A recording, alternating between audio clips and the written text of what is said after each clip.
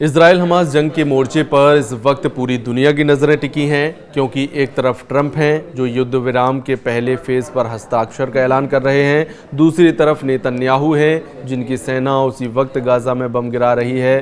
कहने को शांति की शुरुआत हो चुकी है, लेकिन ज़मीनी तस्वीर बारूद से धुंधली है। अब सवाल ये है कि क्या नेतन्याहू और ट्रंप के बीच गाजा की रेत पर स्वाभिमान की दीवार खड़ी हो गई है? क्या गाजा में सीज फायर की बातें खोखली हैं? क्या नेतन्याहू अपने मकसद को अंजाम तक पहुंचाने से पहले रुकने वाले नहीं हैं? आईडीएफ ने चेतावनी दी है कि उत्तर गाजा अभी भी खतरनाक युद्ध क्षेत्र है। वही स्थानीय नागरिक डर और असुरक्षा के बीच अपने घरों की निगरानी कर रहे हैं। समझौते का पहला फेज क्या वास्तव में लागू हुआ है या अभी ये सवालों में है? लेकिन ट्रंप दुनिया के सामने यही तस्वीर रख रहे हैं कि आने वाले घंटों में गाजा की जमीन पर शांति का झंडा लहराएगा।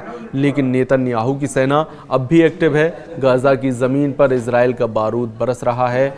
इस तरह का विरोधाभास ये दिखाता है कि ट्रंप और नेतन्याहू के बीच स्वाभिमान और रणनीति की दीवारें गढ़ी जा रही हैं। नेतन्याहू दक्षिणपंथी घटकों के दबाव में है, जबकि ट्रंप वैश्विक दबाव और अमेरिकी सुरक्षा को लेकर तेजी से दखल दे रहे हैं। गाजा के नागरिकों का जीवन अब डर और अनिश्चितता के बीच फंसा है। जिहाद अल शागनोबी जैसे लोग, जिनकी वहां पर बाहरी फिक्सेट लगी है, अभी भी घर की क्षति का जायजा ले रहे हैं। उनके लिए युद्ध विराम का मतलब सिर्फ कागज पर है, क्योंकि घरों और गलियों में बमबारी अभी भी जारी है। स्थानीय अस्पतालों में घायल और मृतकों की संख्या लगातार बदल रही है। नागरिक राहत और भोजन की किल्लत के बीच जी रहे हैं, यानी बेहिसाब दुश्वारियां, अंतहीन संघर्ष और लगातार बढ़ती चुनौतियां यहां जिंदगी की हर संभावनाओं को लीलती जा रही हैं।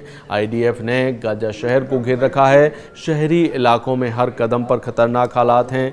वाडी गाजा के उत्तर में अभी भी लोग खतरनाक क्षेत्र में हैं। सेना का कहना है कि घरों और बस्तियों के पास वाहन और विस्फोटक लगातार नष्ट किए जा रहे हैं। युद्ध विराम की हर एक संभावना पर ये हमले भारी पड़ रहे हैं। इजराइल चाहता है कि हमास हथियार और सुरंगें नष्ट करे। हमास चाहता है बंधकों की पूरी रिहाई और नागरिक सुरक्षा। निगरानी के लिए कई देशों और संस्थाओं की टीमें रहेंगी।